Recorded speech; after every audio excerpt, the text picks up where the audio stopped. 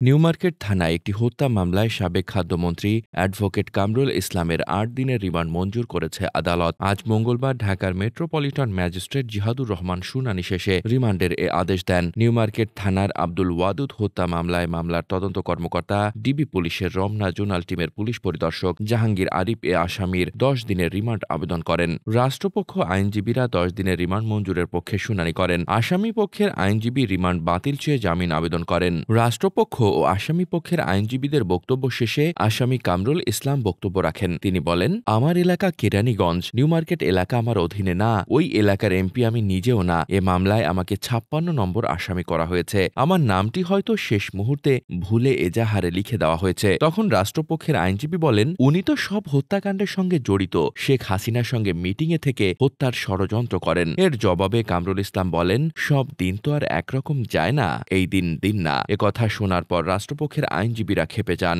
এরপর বিচারক ৮ দিনের আদেশ দিয়ে নেমে যান। মামলার অভিযোগে বলা হয়, গত ১৯ জুলাই বিকেল ৫টায় নিউমার্কেটের ১ নম্বর গেটের সামনে গুলিতে নিহত হন ব্যবসায়ী আব্দুল ওয়াদুদ। এ ঘটনায় সাবেক প্রধানমন্ত্রী শেখ হাসিনা, সাবেক সেতুমন্ত্রী ওবায়দুল কাদের সহ ১৩০ জনের বিরুদ্ধে হত্যা মামলা করা হয়। নিহত ব্যবসায়ীর শ্যালক আব্দুর রহমান বাদী হয়ে গত ২১ আগস্ট নিউমার্কেট থানায় এ মামলা করেন। তিনি ২০০৮ সাধারণ নির্বাচনে ঢাকা ২ আসনের জন্য আওয়ামী লীগের মনোনীত প্রার্থী হয়ে নির্বাচন করেন এবং নির্বাচনে জয়ী হন। ২০১৮ সালের ৩০ ডিসেম্বর অনুষ্ঠিত একাদশ জাতীয় সংসদ নির্বাচনে তিনি পুনরায় সংসদ সদস্য নির্বাচিত হন। তিনি ২০০৮ থেকে ২০১৪ পর্যন্ত বাংলাদেশ সরকারের আইন, বিচার ও সংসদ বিষয়ক মন্ত্রণালয়ের প্রতিমন্ত্রী ছিলেন। ১২ ফেব্রুয়ারি ২০১৪ থেকে তিনি খাদ্যমন্ত্রীর দায়িত্ব পালন করেন। তিনি বর্তমানে বাংলাদেশ আওয়ামী লীগের একজন প্রেসিডিয়াম সদস্য।